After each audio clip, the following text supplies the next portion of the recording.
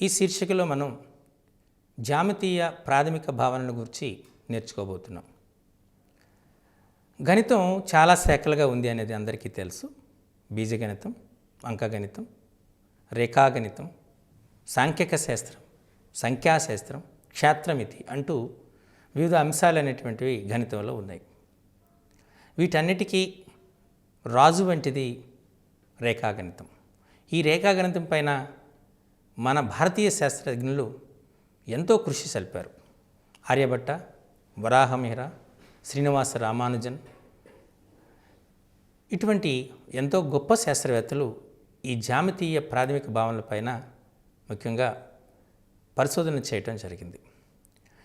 ఈ జ్యామితీయ భావనని మనం రెండు అంశాలుగా పరిగణించాలి. ఒకటి యూక్లిడ్ రేఖాగణితం అని, నాన్ యూక్లిడ్ రేఖాగణితం అని రెండు రకాలుగా చెప్పచ్చు. ఈ రెండు భిన్న ధృవాలు కాదు, కానీ కొన్ని విషయాల్లో పరస్పర విరుద్ధ భావనలు కలిగి ఉంటాయి. మనం ప్రస్తుతం వాడుతున్నది యూక్లిడ్ రేఖాగణితమేనే చెప్పాలి. యూక్లిడ్ని అందుచేతనే రేఖాగణిత పితామహుడు అనేటువంటి పేరు కూడా ఉంది. ఇది మీకు పరీక్షల్లో చాలా ఇంపార్టెంట్. రేఖాగణిత పితామహుడు ఎవరు అంటే యూక్లిడ్ అని మీరు చెప్పడం జరగచ్చు. యూక్లిడ్ తన యొక్క పరిశోధనలన్నింటినీ ఎలిమెంట్స్ అనేటువంటి పేరుతో 16 సంపుటాలుగా రాయడం జరిగింది. ఈ 16 సంపుటాల్లో యూక్లిడ్ రేఖాగణితం గురించి పూర్తి భావనలు ఇవ్వబడ్డాయి. సో ఇందులో మీకు వచ్చినటువంటి ప్రశ్నల్లో మొట్టమొదటిగా రేఖాగణిత పితామహుడు ఎవరు, ఇది ఒక ప్రశ్న వచ్చే ఛాన్సెస్ ఉంటాయి. ఈ రేఖాగణిత పితామహుడుగా పేరు గడించినటువంటి శాస్త్రవేత్త, గణిత శాస్త్రవేత్త యూక్లిడ్. ప్రస్తుతం మనం వాడుతున్నటువంటి గణితం కూడా యూక్లిడ్ గణితం అని చెప్పాలి. యూక్లిడ్ రాసినటువంటి పుస్తకము పేరు యూక్లిడ్ రచన ఎలిమెంట్స్ అంటారు. ఇది 16 సంపుటాలుగా రాయడం జరిగింది.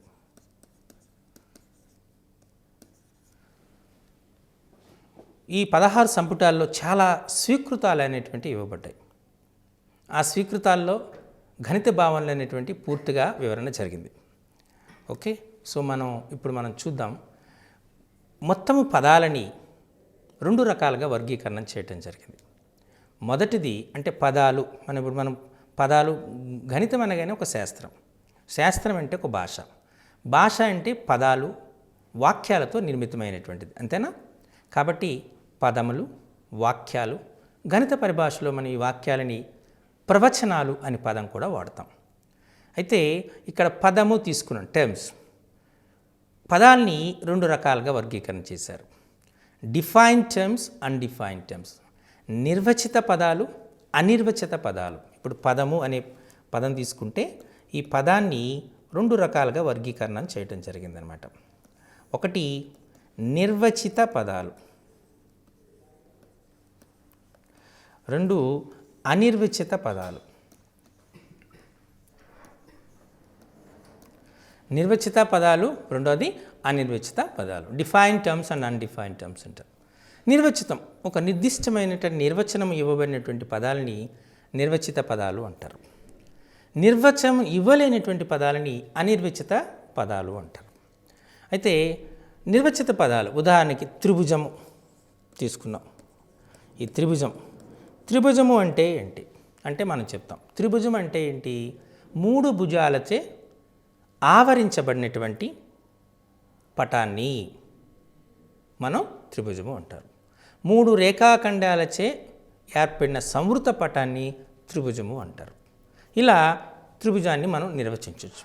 ఆ తర్వాత త్రిభుజానికి 3 భుజాలు, 3 కోణాలు, 3 శీర్షాలు ఉంటాయి అనేటువంటి చెప్పడం జరుగుతుంది. అయితే ఇవి కేవలము దేనికోసం చెప్పాము? దాని యొక్క వివరణకు ఉపయోగపడతాయి తప్ప నిర్వచనము కాదు. వృత్తము, ఇప్పుడు వృత్తము అనేటువంటిది కూడా తీసుకున్నారు. వృత్తము, సర్కిల్, ఒక స్థిర బిందువు నుండి సమాన దూరములో ఉన్నటువంటి బిందువుల పథమును వృత్తము అంటారు. సో వృత్తానికి ఈ విధమైన నిర్దిష్టమైనటువంటి నిర్వచనం ఉంది. ఇప్పుడు అనిర్వచిత పదాలు. అనిర్వచిత పదాలంటే కొన్ని పదాలని నిర్వచనం చేయలేము. ఉదాహరణకు మనం చెప్పాలంటే బిందువు అన్నాం. ఈ బిందువు అనేటువంటి దానికి నిర్దిష్టమైనటువంటి నిర్వచనం లేదు. మనం పాయింట్ సర్కిల్ అంటాం అని చెప్తాం, లేదా సున్నా వ్యాసార్థముగా కలిగినటువంటి వృత్తము అంటాం. సున్నా వ్యాసార్థంగా కలిగిన వృత్తం ఇది కేవలం దాని యొక్క వివరణ అవుతుందే తప్ప బిందువు యొక్క నిర్వచనము కానేరదు. అంతేనా? అలాగే తలము, అంతరాలము, వీటికి నిర్దిష్టమైనటువంటి నిర్వచనాలు లేవు. కాబట్టి ముందుగా పదాలని 2 రకాలుగా వర్గీకరణ చేశారు. ఒక పదాన్ని నిర్వచిత పదంగా, మరికొన్నింటిని అనిర్వచిత పదాలుగా వర్గీకరణ చేయటం జరిగింది. ఇప్పుడు నిర్వచిత పదాలకి నేను చెప్పేటట్టు త్రిభుజము, చతుర్భుజము, బహుభుజి, రేఖాఖండము, రేఖ, వృత్తము, ఇటువంటి పదాలు, శంకువు, ఇటువంటి పదాలని మనము నిర్వచిత పదాలు అంటారు. వీటికి నిర్దిష్టమైనటువంటి నిర్వచనం ఉంటుంది. మరి అనిర్వచిత పదాలు తీసుకుందాం. అంటే బిందువు, తలము, అంతరాలము, ఇటువంటి పదాలని అనిర్వచిత పదజాలము అంటారు. కాబట్టి ఈ విధంగా పదాలని 2 రకాలుగా వర్గీకరణ చేయటం అనేటువంటిది ఉంది అనేటువంటి మీరు గ్రహించారు. ఓకే, ఇప్పుడు రెండవ అంశాన్ని చూద్దాం. పదాల కలయికతో అర్థవంతమైనటువంటి నిర్మాణం జరిగితే ఏర్పడిన దాన్ని వాక్యము అంటారు. మీ అందరికీ తెలుసు. అయితే ఇక్కడ వాక్యము, ప్రవచనము అనే 2 పదాలు వాడుతున్నాం. ముందు మనం వాడేది వాక్యము, ప్రవచనం.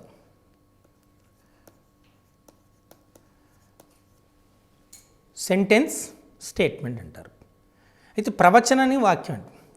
అన్ని ప్రవచనాలు వాక్యాలు అవుతాయి, కానీ అన్ని వాక్యాలు ప్రవచనాలు కావు. ప్రవచనం అంటే ఏదైనా ఒక వాక్యము సత్యము కానీ అసత్యము కానీ ఏదో ఒకటి అయితే అటువంటి వాక్యాన్ని ప్రవచనము అంటారు.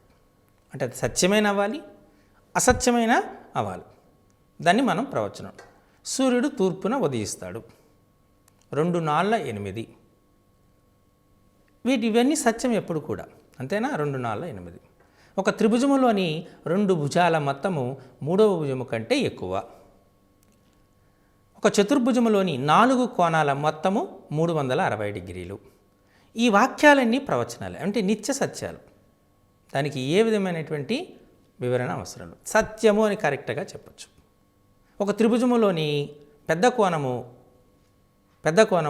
190 డిగ్రీలు అని చెప్పాం. ఈ వాక్యం తప్పు అని ఖచ్చితంగా చెప్పచ్చు. ఎందుచేత త్రిభుజములోని 3 కోణాల మొత్తం 180 డిగ్రీలు అవుతుంది. మరి త్రిభుజంలో ఉండేటువంటి పెద్ద కోణం 190 డిగ్రీలు అంటే ఖచ్చితంగా చెప్పచ్చు ఇది అసత్యమైనటువంటి వాక్యం. అంటే ఆ వాక్యము సత్యమా అసత్యమా అని ఖచ్చితంగా చెప్పగలిగితే అటువంటి వాక్యాన్ని ప్రవచనము అంటారు. కొన్ని సందర్భాల్లో వాక్యాన్ని మనం సత్యమా అసత్యమా అనేటువంటి చెప్పలేని స్థితి ఉంటుంది. ఉదాహరణకు x+3 = 5. ఈ x+3 = 5 చెప్పాం. ఇది సత్యమా అసత్యమా అంటే x = 2 అయిందనుకోండి, 2 + 3 = 5 అవుతుంది, ఇప్పుడు సత్యం. x = 4 అయిందనుకోండి, 4 + 3 = 5, అంటే 7 = 5, సత్యము కాదు. అంటే కొన్ని సందర్భాల్లో సత్యం అవుతుంది, కొన్ని సందర్భాల్లో అసత్యం అవుతుంది. ఇలా సత్యము అసత్యము 2 అయ్యేటటువంటి వాక్యాలని వాక్యమే అంటారు తప్ప దాన్ని ప్రవచనం అన్నారు. ఇది మీరు బాగా గుర్తుపెట్టుకోవాలి. వాక్యం అంటే ఏంటి, ప్రవచనం అంటే ఏంటి. ప్రవచనం అంటే ఏదైనా ఒక వాక్యము సత్యము కానీ అసత్యము కానీ ఏదో ఒకటి మాత్రమే అయితే ఆ వాక్యాన్ని మనము ప్రవచనము అంటారు. ఇది ప్రవచనాన్ని. అయితే ఇప్పుడు మనం వాక్యాల గురించి చూద్దాం. ఈ వాక్యాలు అనేటువంటివి మనకు 2 రకాలుగా ఇవ్వబడ్డాయి, 2 రకాలుగా విభజన జరిగింది. అవి ఏంటి అంటే, ఒకటి స్వీకృతము, రెండోది సిద్ధాంతము. ఇంగ్లీష్లో అయితే స్వీకృతాన్ని యాక్సియం, సిద్ధాంతాన్ని థీరం అని అంటారు. అంటే పదాలని నిర్వచిత అనిర్వచిత పదాలుగా వర్గీకరణ జరిగింది. వాక్యాలని సిద్ధాంతము స్వీకృతాలుగా వర్గీకరణ జరిగింది. స్వీకృతము అంటే ఏమిటి అంటే a self evident fact which does not require any kind of proof and explanation. అది స్వయం సత్యమైనటువంటి వాక్యం. దానికి ఏ విధమైనటువంటి నిరూపణ అవసరము లేదు. ఒక సరళ రేఖను రెండు దిశల్లో అనంతముగా పొడిగించవచ్చు. అంతేనా? అది స్వీకృతం. ఏదైనా రెండు సరళ రేఖలు సమాంతరంగా ఉంటే దాన్ని ఒక తిర్యక్ రేఖ ఖండిస్తే ఒక జత స్వరూప కోణాలు సమానం. Okay, if the two parallel lines are intersected by a transversal, then the corresponding angles are equal.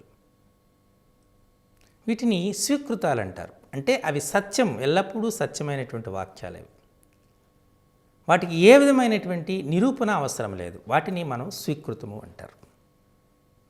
ఒక సరళ రేఖకు అనంతమైనటువంటి సమాంతర రేఖలను గీయవచ్చు. ఈ వాక్యానికి ఏదైనా నిరూపణ అవసరం అంటారా? అవసరం లేదు. మనమే గీయచ్చు. ఒక సరళ రేఖను గీసి ఆ సరళ రేఖకి మనం ఉదాహరణకు ఒక సరళ రేఖ గీసాం. ఈ సరళ రేఖ అనంతమైనటువంటి సమాంతర రేఖలు గీయచ్చు. కానీ ఒక బిందువు ఇస్తే, ఒక నిర్దిష్టమైనటువంటి బిందువు ఇస్తే ఆ నిర్దిష్టమైన బిందువు గుండా సరళ రేఖకు అనంతమైనటువంటి సరళ రేఖలు, సమాంతరంగా ఉన్న సరళ రేఖలు. నిర్దిష్టమైన బిందువు ఉంటే కేవలం ఒకే ఒక సరళ రేఖ గీయచ్చు సమాంతరంగా ఉండేటట్టు. నిర్దిష్టమైన బిందువు ఇవ్వకపోతే అనంతమైన సరళ రేఖలు గీయచ్చు. అలాగే ఒక సరళ రేఖకు అనంతమైన లంబరేఖలు గీయచ్చు. కానీ ఒక నిర్దిష్టమైన బిందువు ఇచ్చేటప్పుడు ఆ నిర్దిష్టమైన బిందువు గుండా ఆ సరళ రేఖకు ఒకే ఒక లంబరేఖను గీయచ్చు. వీటిని స్వీకృతాలు అంటారు, ఎగ్జియమ్స్ అంటారు. కొన్ని సందర్భాల్లో పాస్టులేట్స్ అని కూడా అనడం జరుగుతూ ఉంటుంది. మరి సిద్ధాంతం అంటే it's a conditional statement which requires proof and explanation. అది ఒక నియమానుసారము ఉన్నటువంటి వాక్యం. ఒక త్రిభుజములోని 3 కోణాల మొత్తము 180 డిగ్రీలు. ఈ వాక్యము దేనికి సత్యమవుతుంది? అది త్రిభుజమైనప్పుడు మాత్రమే సత్యమవుతుంది. మిగతా అన్ని సందర్భాల్లో సత్యం కాదు. త్రిభుజములోని 3 కోణాల మొత్తం 180 డిగ్రీలు. చతుర్భుజం అయితే 4 కోణాల మొత్తము 360 డిగ్రీలు. చూసారా? అంటే మారిపోయింది. ఒక త్రిభుజములోని 3 కోణాల మొత్తం 180 డిగ్రీలు, లేదా ఒక త్రిభుజములోని ఒక భుజాన్ని పొడిగించగా ఏర్పడు, ఇదే నాకు భుజాన్ని పొడిగించగా ఏర్పడు బాహ్య కోణము మిగిలిన 2 అంతరాభిముఖ కోణాల మొత్తానికి సమానం. మనం చాలా ఫేమస్ పైథాగరస్ సిద్ధాంతం విన్నాం. ఒక లంబకోణ త్రిభుజంలో కర్ణము మీది వర్గము మిగిలిన 2 భుజాల మీది వర్గాల మొత్తానికి సమానము. పైథాగరస్ సిద్ధాంతం. ఒక త్రిభుజంలో ఒక భుజానికి సమాంతరముగా గీయబడినటువంటి రేఖ మిగిలిన 2 భుజాలని ఒకే నిష్పత్తిలో యోజిస్తుంది. దీన్ని ప్రాథమిక అనుపాత సిద్ధాంతం, తేల్స్ సిద్ధాంతం అంటారు. చూసారా? ఇలా మనం చాలా సిద్ధాంతాలని చెప్పచ్చు.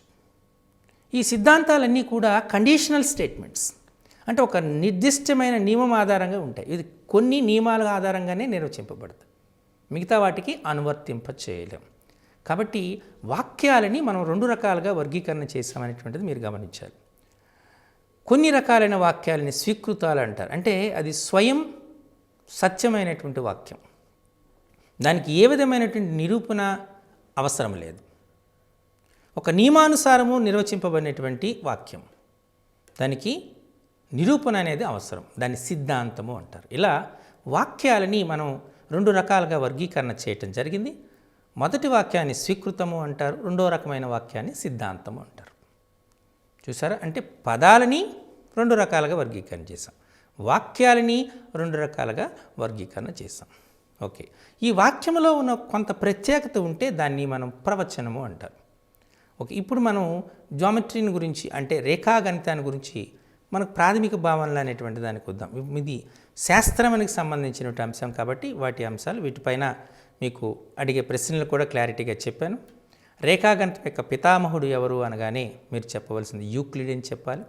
మనకు 2 రకాలైనటువంటి రేఖాగణితాలు ఉన్నాయి. యూక్లిడ్ రేఖాగణితము, నాన్ యూక్లిడ్ రేఖాగణితం అనేటువంటిది. ప్రస్తుతం మనం వాడుతున్నటువంటిది యూక్లిడ్ రేఖాగణితంగానే పరిగణ చేయాలి. యూక్లిడ్ అనేటువంటి గణిత శాస్త్రవేత్త ఎలిమెంట్స్ అనేటువంటి 18 సంపుటాలు కలిగినటువంటి పుస్తకాన్ని రచించడం జరిగింది.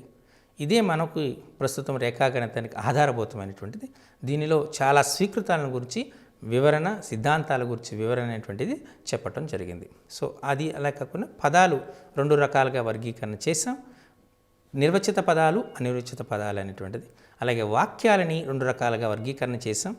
సిద్ధాంతాలు, స్వీకృతాలు. ఓకే.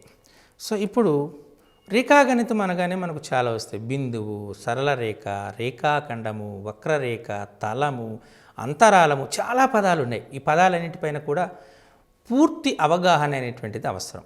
వీటిపైనే మనకు ప్రశ్నలు ఎక్కువగా వచ్చే ఆస్కారం ఉంది. కాబట్టి మీరు జాగ్రత్తగా పరిశీలిస్తే ఎవరైతే రేఖాగణితాన్ని మంచిగా చేయగలుగుతారో ఖచ్చితంగా వాళ్ళు మిగతా గణిత విభాగాలన్నింటినీ మంచిగా చేయగలుగుతారనేది అక్షర సత్యం. కాబట్టి రేఖాగణిత భావాల్ని మీరు నేర్చుకోవటం అనేటువంటిది ఆల్రెడీ తెలుసుంటే మ్యాథమెటిక్స్ బ్యాక్గ్రౌండ్ ఉన్నటువంటి వాళ్ళైతే చాలా మంచిది. మ్యాథమెటిక్స్ బ్యాక్గ్రౌండ్ లేని వాళ్ళు నేర్చుకుంటే మంచిది. ఎందుచేత అంటే ఎస్జిటిగా వెళ్ళేటప్పుడు మీరు ఒక ప్రైమరీ స్కూల్లో, ఒక ప్రాథమిక పాఠశాలలో టీచర్గా నియమింపబడతారు. అక్కడ మీరు మ్యాథమెటిక్స్ చెప్పవలసి ఉంటుంది, సైన్స్ చెప్పవలసి ఉంటుంది, సోషల్ స్టడీస్ చెప్పవలసి ఉంటుంది, తెలుగు చెప్పవలసి ఉంటుంది, ఇంగ్లీష్ కూడా చెప్పవలసి ఉంటుంది. కాబట్టి మీరు అన్ని భాషలకు మీకు కూడుకునే మంచి పరిచయము, మంచి కాన్సెప్ట్స్ క్లారిటీ అనేటువంటిది ఉండాలనేటువంటిది నిత్య సత్యం. కాబట్టి మ్యాథ్స్ యొక్క జ్యామెట్రీ భావనలు ఎవరైతే తక్కువగా ఉన్నాయని మీరు భావిస్తారో వీటిని, ఈ క్లాసెస్ని మీరు జాగ్రత్తగా వినగలిగితే ఖచ్చితంగా మీకు ఉపయోగం ఉంటుందని చెప్పచ్చు. అయితే మొదటగా మనం బిందువుతో స్టార్ట్ చేద్దాం. బిందువు. ఓకే. బిందువు సింపుల్గా మనం పాయింట్ అంటాం. బిందువు అనేటువంటిది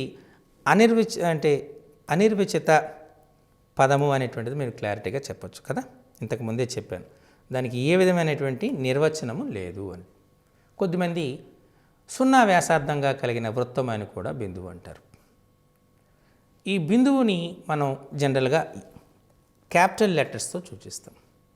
బిందువు ఏ, బిందువు బి, పాయింట్ ఏ, పాయింట్ బి, పాయింట్ సి అనేటువంటిది చెప్పడం జరుగుతుంది. రెండవ పదం రేఖాఖండము.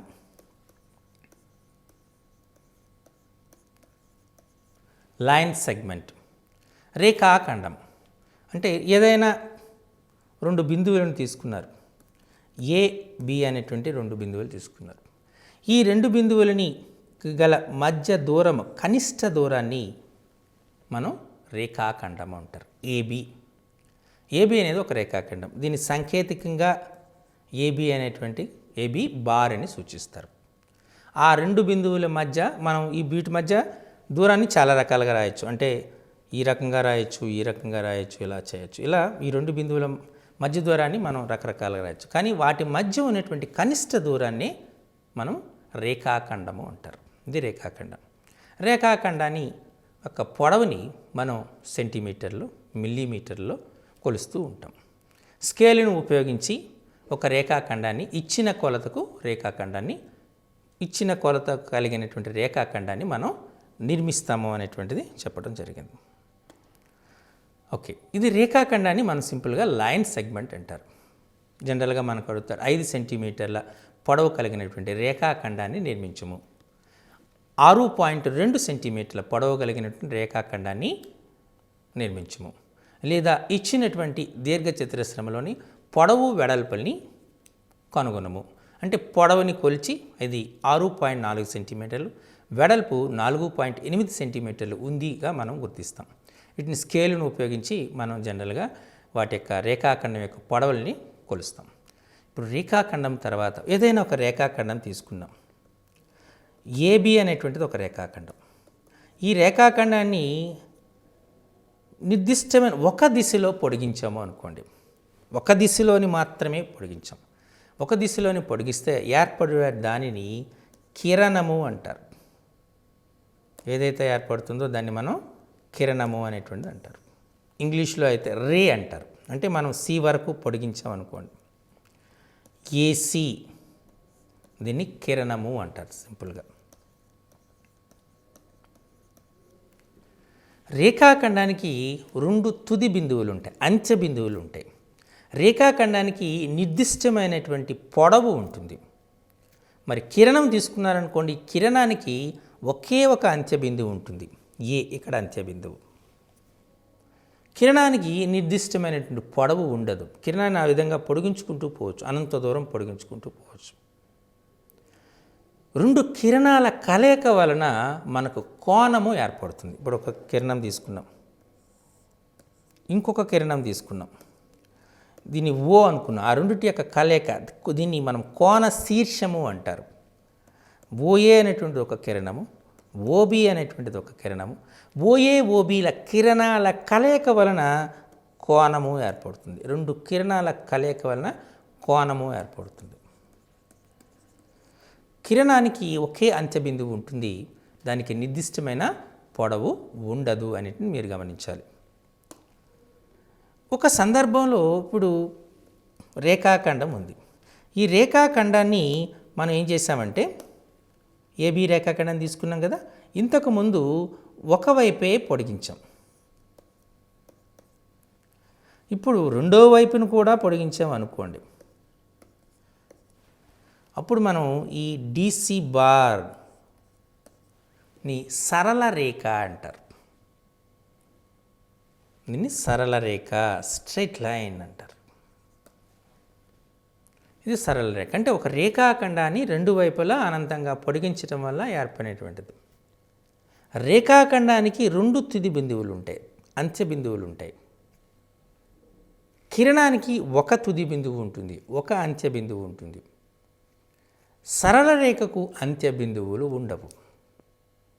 రేఖాఖండానికి నిర్దిష్టమైన పొడవు ఉంటుంది, కిరణానికి నిర్దిష్టమైన పొడవు ఉండదు.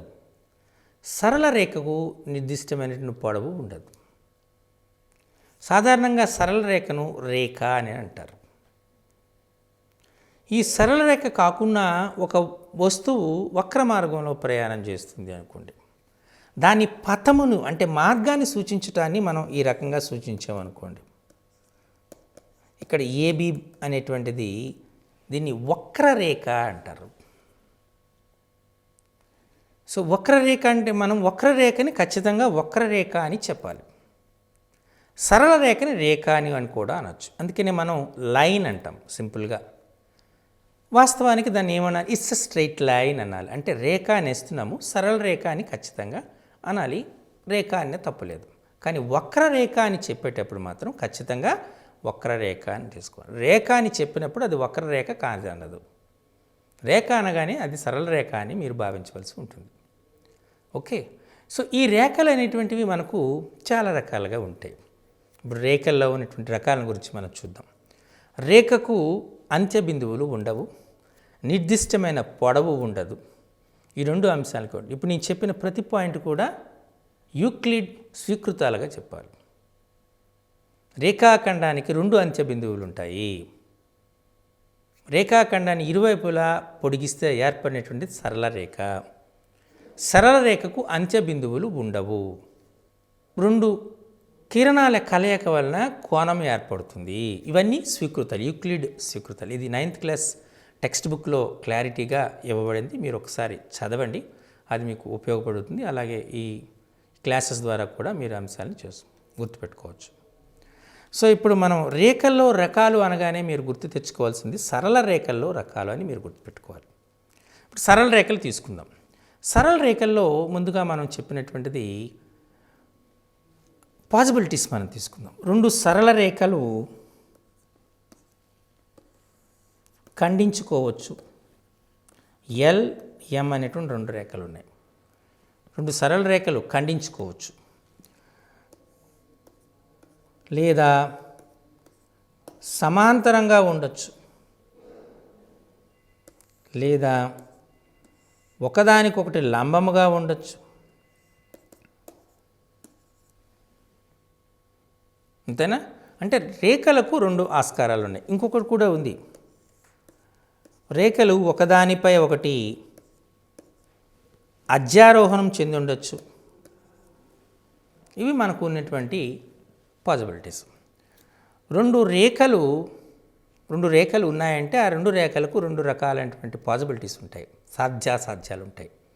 ఆ రెండు రేఖలు ఖండన రేఖలైనా అయి ఉండాలి, లేదా ఆ రెండు రేఖలు సమాంతర రేఖలైనా అయి ఉండాలి.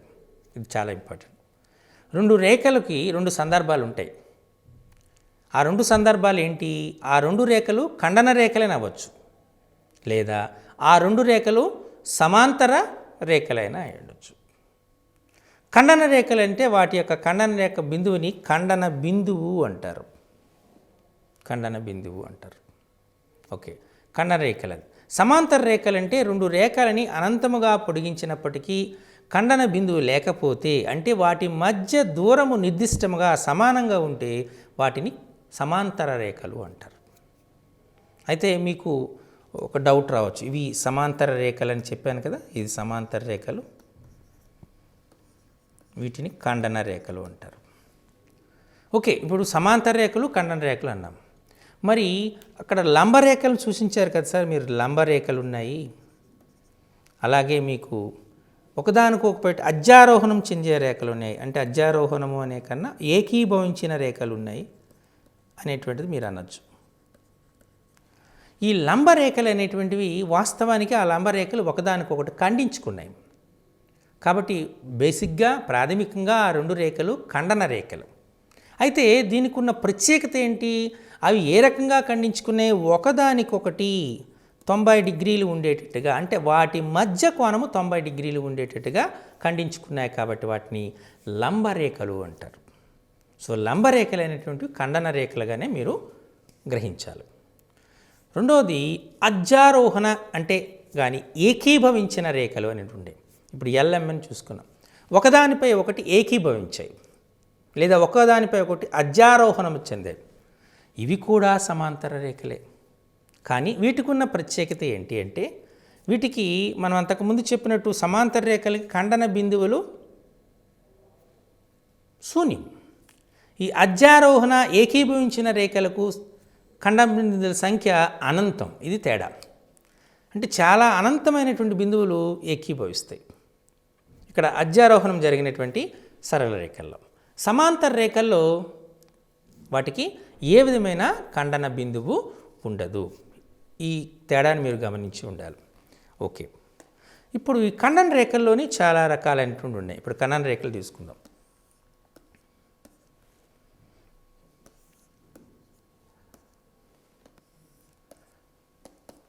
ఇలా తీసుకున్నాం ఖండన రేఖలు, ఒకటి ఎల్, ఒకటి ఎం, ఒకటి ఎన్. ఓ అనే వద్ద ఖండించుకుని, కావాలంటే ఇంకోటి చూద్దాం, దీన్ని పి అన్నాం.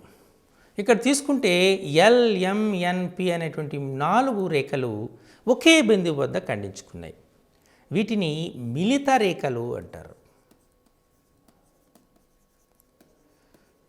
మిలిత రేఖలు, కాన్కరెంట్ లైన్స్ అంటారు. మిలిత రేఖలు అంటే మనం ఏమవుతుంది ఇక్కడ అంటే అర్థం ఏంటి? 2 కంటే ఎక్కువ రేఖలు ఒకే బిందువు వద్ద ఖండించుకుంటే వాటిని మిలిత రేఖలు అంటారు.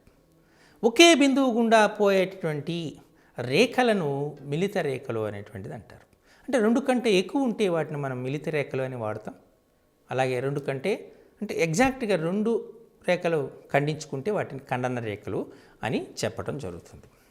ఒక త్రిభుజములోని ఉన్నతులు మిలిత రేఖలు, భుజాల లంబ సమద్విఖండన రేఖలు మిలిత రేఖలు, త్రిభుజములోని మధ్యగత రేఖలు మిలిత రేఖలు, ఒక వృత్తములోని వ్యాసాలు మిలిత రేఖలు. చూసారా, ఇలా మిలిత రేఖలని మనం చాలా సందర్భాల్లో వాడుతూ ఉంటాం. సో వీటిని మిలిత రేఖలు అంటారు. ఓకే, ఇప్పుడు మనం మరొక రకమైనటువంటి తీసుకుందాం. 2 రేఖలు ఉన్నాయి. ఆ 2 రేఖల్ని ఖండిస్తూ గీబడినటువంటి రేఖని ఇప్పుడు ఎల్ఎం అనే ఒక రేఖ ఉంది, ఎం అనే ఒక రేఖ ఉంది, ఎన్ అనేటువంటి ఇంకో రేఖ ఉంది, ఎల్ఎంఎన్.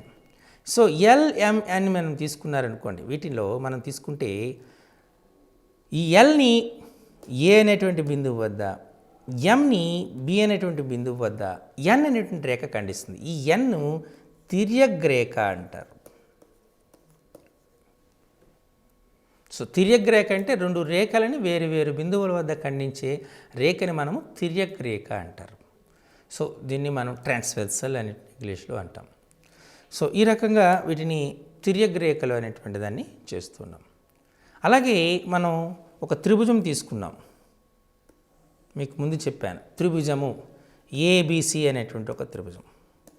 ఈ త్రిభుజంలో మనం తీసుకునేటువంటి త్రిభుజం తీసుకుంటే త్రిభుజం యొక్క మధ్య బిందువు ఏదో ఒక భుజం యొక్క మధ్య బిందువు దానికి ఎదురుగా ఉన్నటువంటి శీర్షం ఏ కలుపు రేఖను మనము మధ్యగతము అంటారు. మధ్యగతం. ఒక త్రిభుజానికి 3 మధ్యగతాలు గీయొచ్చు. అలానే ఒక త్రిభుజం తీసుకున్నాం.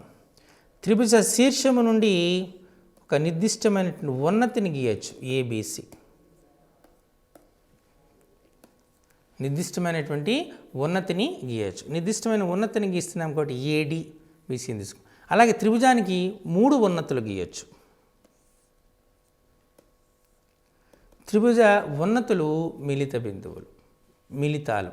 ఆ మిలిత బిందువుని త్రిభుజం యొక్క ఉన్నతుల మిలిత బిందువుని మనము లంబ కేంద్రము అంటారు.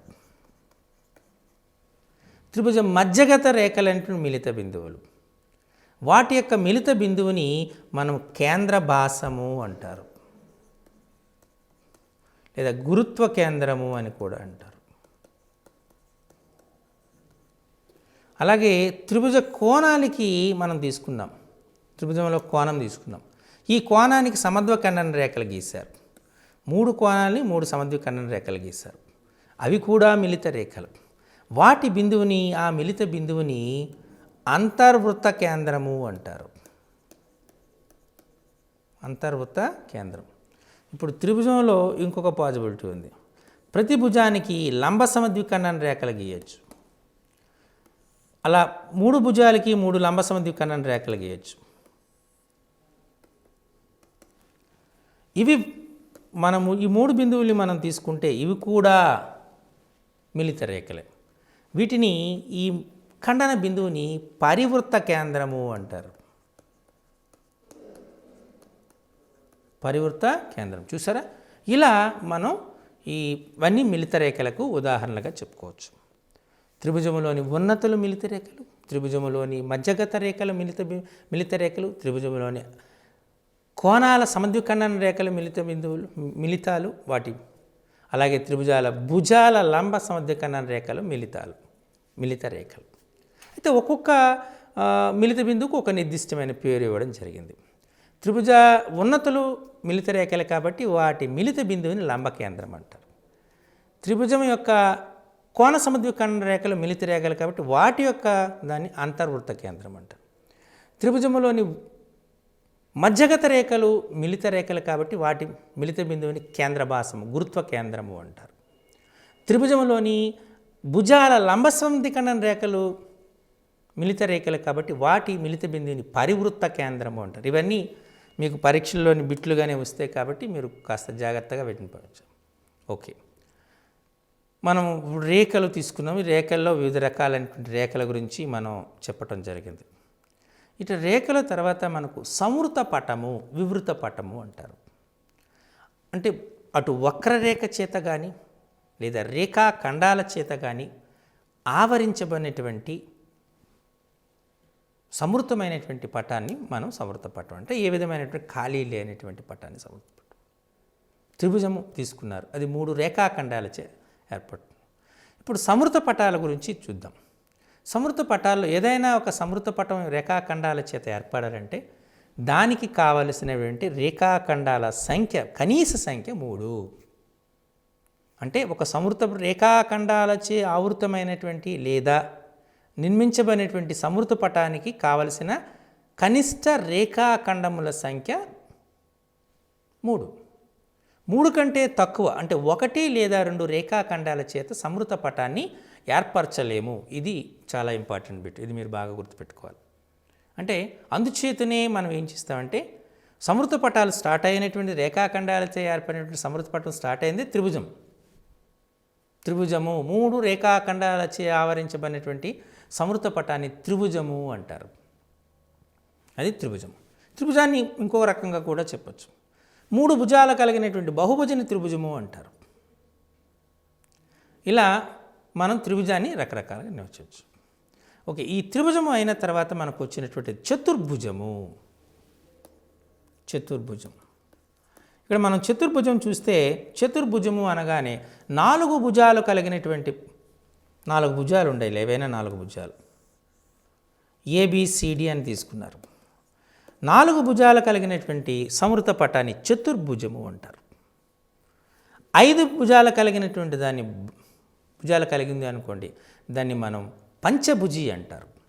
6 భుజాలు కలిగి ఉన్న షడ్భుజి అంటారు. 7 భుజాలు కలిగి ఉంటే సప్తభుజి అంటారు. 8 భుజాలు కలిగి ఉంటే అష్టభుజి అంటారు. ఇలా భుజాల సంఖ్యను బట్టి ఆ బహుభుజికి ఒక నిర్దిష్టమైనటువంటి దాన్ని n భుజాలు కలిగినటువంటి దాన్ని మనం బహుభుజి అంటారు. అంటే కొన్ని రేఖాఖండాల చేత ఆవృతమైన లేదా నిర్మించబడిన సమృత పటాన్ని మనం బహుభుజి అంటారు. అంటే బహుభుజ నిర్మాణానికి ఎన్ని కొలతలు కావాలి? కనీస కొలతల సంఖ్య 3 కొలతలు ఉన్నాయనుకోండి, అంటే 3 రేఖాఖండాల చేత ఏర్పడిన దాన్ని మనం త్రిభుజము అంటారు. 4 రేఖాఖండాల చేత ఏర్పడినని చతుర్భుజము అంటారు. 5 రేఖాఖండాల చేత ఏర్పడినటువంటి దాన్ని పంచభుజి అంటారు. 6 రేఖాఖండాల చేత ఏర్పడినటువంటి దాన్ని షడ్భుజి అంటారు. 7 రేఖాఖండాలతో ఏర్పడినటువంటి దాన్ని సప్తభుజి అంటారు. 8 రేఖాఖండాలతో అష్టభుజి అంటారు. సో మనం త్రిభుజం అంటే మీ అందరికీ తెలుసు, దాని షేప్ ఇది ఏబిసి అనేటువంటి త్రిభుజం తెలుసుకున్నాం. చతుర్భుజం అంటే 4 భుజాలు ఉంటాయని మీ అందరికీ తెలుసు, ఇది చతుర్భుజం. పంచభుజి అంటే మనకు 5 ఉంటాయి. దీన్ని మనం పెంటగాన్ షేప్ అంటారు. సో పెంటగాన్ షేప్ అనేటువంటి మీ అందరికీ తెలుసు. పంచభుజి అనేటువంటి పెంటగాన్ షేప్లో అమెరికన్ యొక్క మిలిటరీ స్థావరం అనేటువంటిది పెంటగాన్ షేప్లో ఉంటుంది. దీనిపైనే 2011లో దాడి జరిగింది. ఈ అనేటువంటిది అంటే 2 మనం టవర్లు జరిగేటప్పుడు టవర్లకి కాస్త దూరంలోనే అమెరికన్ యొక్క రక్షణ స్థావరం ఉంది. దాని షేపు పెంటగాన్ షేప్లో ఉంటుంది. దాన్ని పేరే పెంటగాన్ అనేటువంటిది. చూసారా, ఇది పెంటగాన్ అంటారు. మరి 6 భుజాలు కలిగిన దాన్ని షడ్భుజి అంటారు. ఈ షడ్భుజి గురించి మీరు తెలుసుకుంటారు. షడ్భుజి అనేటువంటిది మనకు చాలా బెంజీన్ కెమిస్ట్రీలో జాగా వాడుతుంటాం. బెంజీన్ అనేటువంటిది ఈ షేప్లో ఉంటుంది కదా. షడ్భుజి 6 భుజాలు ఉంటాయి. అంతేకాకుండా మీరు ఫుట్బాల్ తీసుకున్నారనుకోండి, ఫుట్బాల్ తీసుకుంటే ఆ ఫుట్బాల్లో మనం అల్లికి ఒక ప్యాటర్న్ ఉంటుంది. ఆ ప్యాటర్న్ అంతా షడ్భుజుల ఆకారంలోనే ఉంటుంది కదా. సో ఇది షడ్భుజి అంటారు. అలాగే సప్తభుజి 7 భుజాలు ఉంటే సప్తభుజి, 8 భుజాలు ఉంటే అష్టభుజి అనేటువంటిది చెప్పడం జరుగుతుంది. ఈ రకంగా బహుభుజిలోని భుజాల సంఖ్యను బట్టి వాటిని మనం వివిధ రకాలైన పేర్లు పెట్టడం జరిగింది. త్రిభుజము, చతుర్భుజము, పంచభుజి, షడ్భుజి, సప్తభుజి, అష్టభుజి అనేటువంటిది అంటారు. ఓకే, ఇప్పుడు మనం కొన్ని దేన్ని తీసుకున్నాం. ఈ 4 భుజాలు సమానంగా ఉంటే దాన్ని మనం చతురస్రము అని పేరు పెట్టాం కదా. ఏబిసిడి అనేది ఒక చతురస్రం, అంటే 4 భుజాలు సమానంగా ఉండాలి. ఈ 4 భుజాలు సమానంగా ఉంటే ఎదురెదురు శీర్షాలని కలిపేటటువంటి రేఖాఖండం ఏని సిని, బిని డిని, ఈ కలిపేటటువంటి రేఖాఖండాలని కర్ణము అంటారు. డయాగ్నల్ కర్ణము అంటారు. ఓకే, అలానే మనకు ఒక లంబకోణ త్రిభుజం తీసుకున్నాం. ఏబిసి అనేటువంటిది ఒక లంబకోణ త్రిభుజం. ఈ ఏబిసి అనేటువంటి లంబకోణ త్రిభుజంలో బి అనేటువంటి 90 డిగ్రీలు ఉందనుకోండి. లంబకోణానికి ఎదురుగా ఉన్న భుజాన్ని, ఈ ఏసీని కర్ణము అంటారు. ఇక్కడ గుర్తుపెట్టుకోండి, చూసారా, అందుకే 2 ఒకే సందర్భంలో చెప్పాను. ఒక చతుర్భుజిలో కానీ పంచభుజిలో కానీ ఏ బహుభుజిలో కానీ, అంటే చతుర్భుజం నుంచి స్టార్ట్ ఎదురెదురు శీర్షాలను కలిపేటటువంటి రేఖాఖండాన్ని కర్ణము అంటారు. ఈ కర్ణాల స్వభావాన్ని బట్టే మనం చతుర్భుజాల రకాలను కూడా చెప్తూ ఉంటాం. అంటే అక్కడ మనం ఉపయోగించిన కర్ణము వేరు, ఒక లంబకోణ త్రిభుజాలకు సంబంధించినటువంటిది. సో లంబకోణ త్రిభుజంలో లంబకోణానికి ఎదురుగా ఉన్నటువంటి దాన్ని మనము కర్ణము అంటారు. చూసారు, ఇది ఈ కర్ణము వేరు, ఆ కర్ణం వేరు, పదము ఒక్కటే. అయితే ఇంగ్లీష్లో ఈ రకమైనటువంటి ఇబ్బంది ఉండదు. ఇంగ్లీష్లో లంబకోణానికి ఎదురుగా ఉన్నటువంటి భుజాన్ని మనం ఏమంటామంటే త్రిభుజంలో లంబకోణానికి ఎదురుగా ఉన్న భుజాన్ని హైపోటెనస్ అంటారు, కర్ణము అంటారు. అదే మనం ఒక స్క్వేర్ కానీ రెక్టాంగిల్ కానీ ఏదైనా మనం ఒక పంచభుజి కానీ బహుభుజి కానీ తీసుకుంటే అక్కడ మనం డయాగ్నల్ అంటారు. సో అక్కడ డయాగ్నల్ అనే పదం వాడతాం, ఇక్కడ హైపోటెనస్ అనే పదం వాడతాం. కాబట్టి తెలుగులో మనకు ఇంగ్లీష్లో ఏ విధమైన ఇబ్బంది ఉండదు, కానీ తెలుగులోనే ఇబ్బంది వస్తుంది. బహుభుజంలో ఎదురెదురు శీర్షాలను కలిపే రేఖాఖండాన్ని మనము కర్ణము అంటాం. అలాగే ఒక లంబకోణ త్రిభుజంలో కర్ణానికి అంటే లంబకోణానికి ఎదురుగా ఉన్న భుజానికి కూడా కర్ణం అంటాం. ఈ తేడాను మీరు జాగ్రత్తగా గుర్తించాలి. మరి వృత్తము తీసుకుందాం. వృత్తము తీసుకున్నాం అనుకోండి, ఒక స్థిర బిందువు తీసుకుందాం. ఆ స్థిర బిందువు నుండి సమాన దూరములో ఉన్నటువంటి బిందువుల పథమును మనము ఏదైనా వృత్తము అంటారు. అంటే సమాన దూరంలో ఉండాలి, ఉంటే దీన్ని వృత్తము అంటారు. అది వృత్తం. దీన్నే సింపుల్గా the locus of a point which is equidistant from a fixed point. ఒక స్థిర బిందువు నుండి సమాన దూరములో ఉండే బిందువుల పథము అంటే మార్గం మనం వృత్తము అంటారు. చూసారు, ఇది వృత్తం అండి. ఈ వృత్తంలో చాలా రకాలైన భాగాలు ఉన్నాయి. ఒక్కొక్క మన వృత్తం కాన్సెప్ట్ వచ్చేటప్పుడు మనం వాటిని కాస్త డిస్కస్ చేద్దాం. సెక్టరు అంటారు. క్లియర్? ఇది వృత్తానికి. అలాగే వృత్తంలోని ఈ మధ్య బిందువుని అంటే కేంద్రము అంటారు. కేంద్రము గుండా పోయే రేఖను జా అంటారు. ఓకే, అంటే కొన్ని రేఖలు తీసుకుంటే ఈ కేంద్రము గుండా పోయే జాని మనం వ్యాసము అంటారు. ఇప్పుడు ఏదైనా వృత్తంపై ఏవైనా 2 బిందువులు తీసుకున్నారనుకోండి, ఆ 2 బిందువులను కలిపే రేఖాఖండాన్ని జా అంటారు. ఆ జా వృత్త కేంద్రం గుండా పోయిందనుకోండి, దాన్ని వ్యాసము అంటారు. వ్యాసములో సగాన్ని వ్యాసార్థము అంటారు. ఇవి వృత్తానికి సంబంధించినటువంటి ప్రాథమిక భావనలు. ఓకే, సో అలానే మీకు ఆల్రెడీ చెప్పినట్టు బహుభుజి తీసుకుందాం. అంటే ఈ n భుజాలు కలిగినటువంటి సమృద్ధ పటాన్ని బహుభుజి అంటాం. n బట్టి మనం రకరకాల పేర్లు వస్తూనే ఉంటాయి. అయితే ఈ బహుభుజుల్లో 2 రకాలైనటువంటి బహుభుజులు ఉన్నాయి. కుంభాకార బహుభుజి, పుటాకార బహుభుజి అంటారు. సాధారణమైన బహుభుజిని కుంభాకార బహుభుజి అంటాం. అంటే మనం తీసుకున్నప్పుడు ఏదైనా ఒక బహుభుజి తీసుకున్నాం. ఉదాహరణకి మనం ఇప్పుడు ఒక పంచభుజి తీసుకున్నాం. ఇలా పంచభుజి తీసుకుంటే ఇది ఇక్కడ మనం ఏ కోణమైనా ప్రతి కోణము 180 డిగ్రీల కంటే తక్కువ ఉంటుంది. ఒక బహుభుజిలో ప్రతి కోణము 180 డిగ్రీల కంటే తక్కువ ఉంది అనుకోండి, దాన్ని కుంభాకార బహుభుజి అంటారు. అలా కాకుండా ఒక కోణము 180 డిగ్రీల కన్నా ఎక్కువ ఉంది అనుకోండి, ఒక కోణం 180 డిగ్రీల కన్నా ఎక్కువ ఉంది. ఉదాహరణకి ఇలా ఉంది,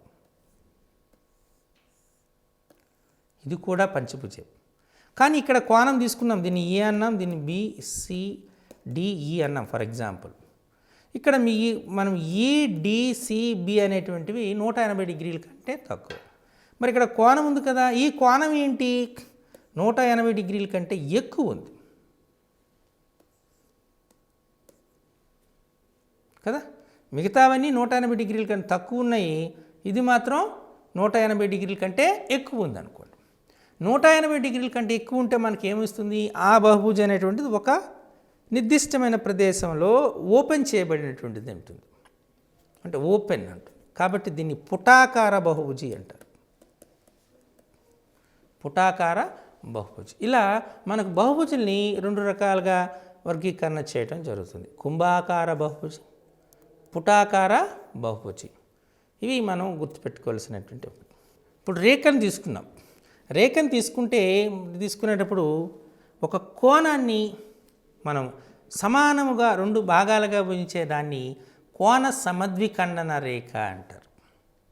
భుజాన్ని 2 సమాన భాగాలుగా చేసిన దాన్ని భుజం యొక్క సమద్విఖండన రేఖ అంటారు. ఇది సమద్విఖండన రేఖలు. ఓకే, సో ఈ రకంగా మనం కోణాలు త్రిభుజము, చతుర్భుజము, పంచభుజి ఈ పేర్లన్నీ మనం చెప్పచ్చు.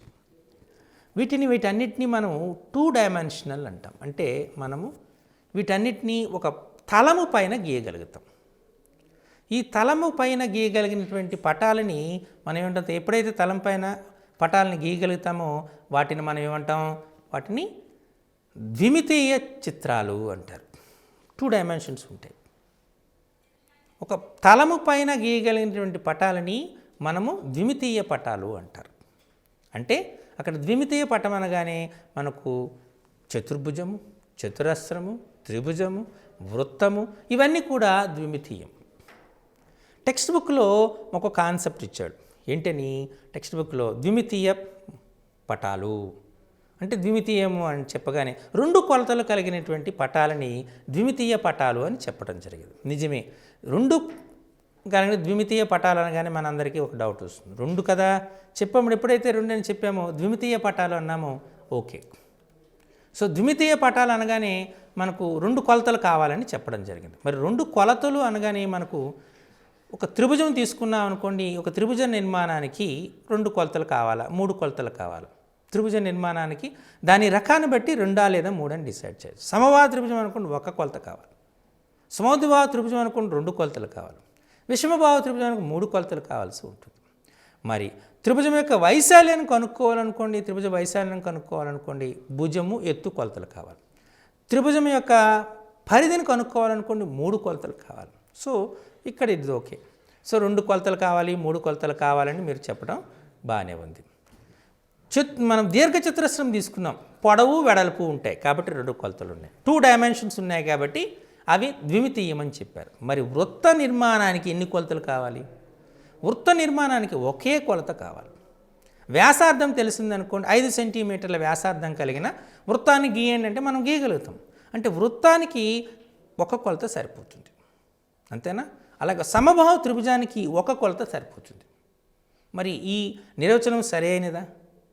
కాదు కదా. మరి వాటి సరైన నిర్వచనం ఏంటి? ఒక తలముపై గీయగలిగినటువంటి సమృత పటాలని మనం ద్విమితీయ చిత్రాలు అంటారు. వృత్తాన్ని గీయగలుగుతాం, దీర్ఘచతురస్రాన్ని గీయగలుగుతాం, చతురస్రాన్ని గీయగలుగుతాం. అవి కూడా ఎలా ఉండాలి? అవి సమృత పటాలై ఉండాలి. అలా ఉంటే మనం ద్విమితీయ చిత్రాలు అంటారు. మరి త్రిమితీయ చిత్రాలు అనేది ఇంకొక పదం వస్తుంది, దీన్ని 3 డైమెన్షనల్స్ అంటారు.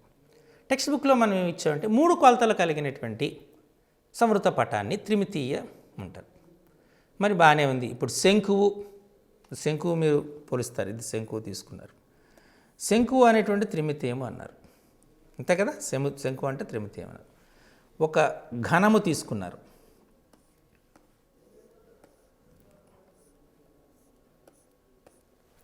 ఇది త్రిమితీయము అన్నారు.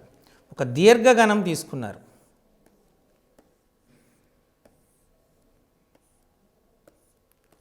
ఇది త్రిమితీయం అన్నారు. ఒక స్తూపం తీసుకున్నారు,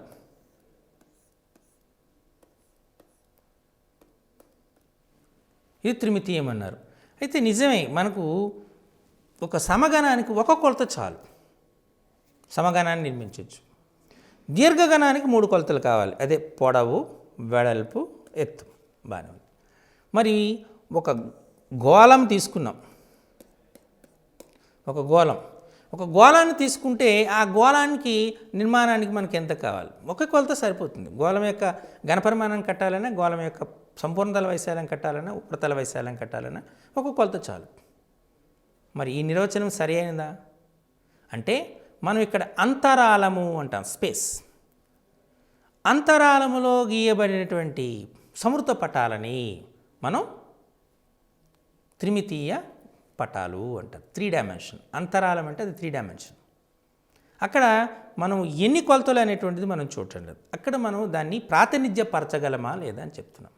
ప్రాతినిధ్యపరచగలిగితే అది త్రిమితీయ వస్తువు అవుతుంది, ప్రాతినిధ్యపరచలేకపోతే ద్విమితీయం అవుతుంది. ఇలా మనం ద్విమితీయ పటాలు, త్రిమితీయ పటాలు అనేటువంటి అంశం కూడా మనకు వస్తుంది. అలాగే మనం కొన్ని పదజాలాన్ని మనం వాడుతూ ఉంటాం. ఇప్పుడు మనం ఏదైనా ఒక రేఖాఖండం ఇచ్చాం, ఏబి అనేటువంటి రేఖాఖండం ఇచ్చాం, దానికి సమద్విఖండన రేఖ గీయాలి. దాని అప్పుడు ఏం చేస్తాము, వృత్తలేఖిని తీసుకుంటాం. వృత్తలేఖిని తీసుకుని ఏ బిందువు నుంచి బి బిందువు గల దూరంలో సగము కంటే ఎక్కువ దూరాన్ని తీసుకొని పైన ఒక చాపము, క్రింద ఒక చాపము, అంటే వృత్తములో కొంత భాగం, వృత్త పరిధిలో కొంత భాగాన్ని చాపము అంటారు. ఇక్కడ చాపము అనేది వాస్తవానికి ఏం చేస్తున్నాము, ఈ సగము కంటే ఎక్కువ దూరాన్ని కేంద్రం మన వ్యాసార్థంగా తీసుకుని ఏ అనేటువంటి దాన్ని కేంద్రంగా తీసుకుని ఒక వృత్తం గీయాలి. వాస్తవానికి వృత్తం గీయాలి, కానీ వృత్తం మనం గీయటంలా, వృత్తములో కొంత భాగాన్ని గీస్తున్నాం, వృత్త పరిధిలో కొంత భాగాన్ని గీస్తున్నాం, దాన్ని చాపము అంటారు. ఇది గుర్తుపెట్టుకోండి, చాపం. అలాగే బి నుంచి ఇంకొక చాపం గీస్తాం ఇక్కడి నుంచి. ఆ రెండింటిని మనం కలిపామనుకోండి, స్కేల్తో కలిపితే మనకేమొస్తుంది, వృత్తం అంటే మనకి ఏబి అనేటువంటి రేఖ యొక్క సమద్విఖండన రేఖ వస్తుంది. ఇక్కడ మనం ఉపయోగించేదాన్ని చాపము అంటారు.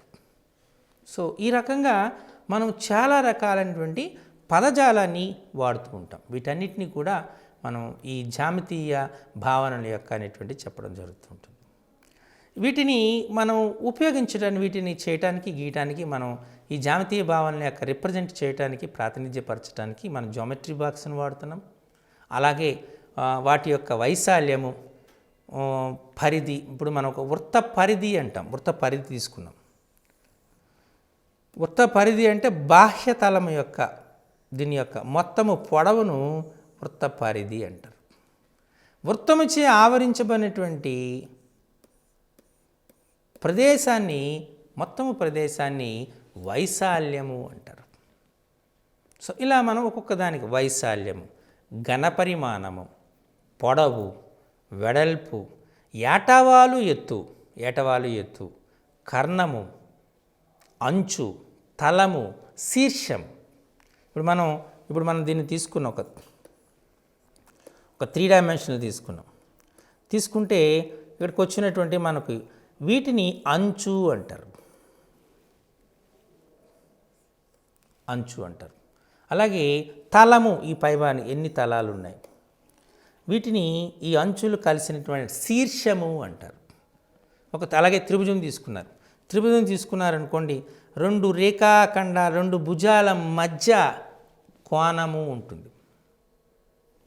ఆ 2 భుజాలు కలిసేటటువంటి ఉమ్మడి బిందువుని శీర్షము అంటారు. ఇలా కోణము, శీర్షము, భుజము, ఈ పదాలన్నింటిని కూడా మనం ఉపయోగించుకోవాల్సి ఉంటుంది. ఇంతకుముందు చెప్పేటట్టు మనం వాక్యాలని 2 రకాలుగా వర్గీకరణ చేసాం. వాక్యాలను ఏ రకంగా చేసాము, సిద్ధాంతాలు, అలాగే మనం స్వీకృతాలు చేసాం. పదాలని 2 రకాలుగా వర్గీకరణ చేసాం, నిర్వచితాలు, అనిర్వచితాలని. మనకు మొత్తము ఈ జామెట్రీలో మనం వివిధ అంశాలను నేర్చుకొని దాన్ని అప్లికేషన్ చేయాలి. దానికి మనం ఈ జ్యామితీయ భావనలతో పాటు కోణాల్లో ఉన్నటువంటి రకాలు, రేఖలు, వివిధ రకాలైనటువంటి రేఖలు, శీర్షాలు మనం దాన్ని తీసుకున్నాం అనుకోండి ఉదాహరణకి. అలాగే త్రిభుజాలు, చతుర్భుజాలు, బహుభుజులు, వృత్తాలు, ఈ అన్ని అంశాలని, వాటి యొక్క నిర్మాణాలు, అంతేకాకుండా మనకు ద్విమితీయ చిత్రాలు, త్రిమితీయ చిత్రాల్లో మనకు వస్తున్నటువంటి అన్ని అంశాలు. ద్విమితీయ చిత్రాల్లో ఇప్పుడు మీకు చెప్పేటట్టు ఈ చతుర్భుజాలు, వృత్తాలు ఇవన్నీ వస్తాయి. త్రిమితీయ చిత్రాల్లో తీసుకుంటే ఘనము, సమఘనము, దీర్ఘఘనము, స్తూపము, శంకువు, అర్ధవృత్తము, పట్టకము, ఇలాంటివన్నీ అంశాలు కూడా వస్తాయి. సో ఈ అన్ని అంశాలని మనం జామితీయ భావనలుగానే గుర్తుపెట్టుకోవాలి. సో ఈ జామితీయ భావనలు ఎప్పుడైతే మనకు జామితీయ భావనల పైన పూర్తి క్లారిటీ ఉంటుందో అప్పుడు జామెట్రీ అనేటువంటిది చాలా సులభంగా మనం చేయగలడానికి ఆస్కారం ఉంటుంది. వీటిని జామెట్రీ బాక్స్ను వాడతాం. జియోజీబ్రా అనేటువంటి ఒక సాఫ్ట్వేర్ ఉంది, జియోజీబ్రా. ఈ జియోజీబ్రా అనేటువంటి సాఫ్ట్వేర్ని ఉపయోగించి మనం రేఖలను గీయచ్చు. ఈ జామితీయ భావనని మీరు మంచిగా గుర్తుపెట్టుకోవాలనుకుంటే మీకు elementary geometry by hall and night అనేటువంటి బుక్ మార్కెట్లో ఉంటుంది. ఇది మనం దీన్ని రిఫరెన్స్ బుక్గా వాడుకోవచ్చు. మరి కాస్త ఎక్కువగా నేర్చుకోవాలంటే challenges and thrills. Challenges and thrills of pre college mathematics. Pre college mathematics ఈ బుక్ని కూడా మనం వాడుకోవచ్చు. దీన్ని జనార్దన్ అండ్ కృష్ణమూర్తి అనేటువంటి వారు రాశారు. ఈ 2 పుస్తకాలు మీకు ఖచ్చితంగా ఈ భావనలపైన స్పష్టతకు ఉపయోగపడతాయి. ప్రైమరీ స్టేజెస్లో కావాలంటే elementary geometry by hall and night, కాస్త అడ్వాన్స్డ్లో కావాలంటే challenges and thrills of pre college mathematics by Janardhan and Krishnamurthy ఉపయోగపడుతుంది. సో మీరు జ్యామితీయ భావనల గురించి నేర్చుకున్నారు కదా, మరో అంశాన్ని మరో శీర్షికలో తెలుసుకుందాం. సెలవు.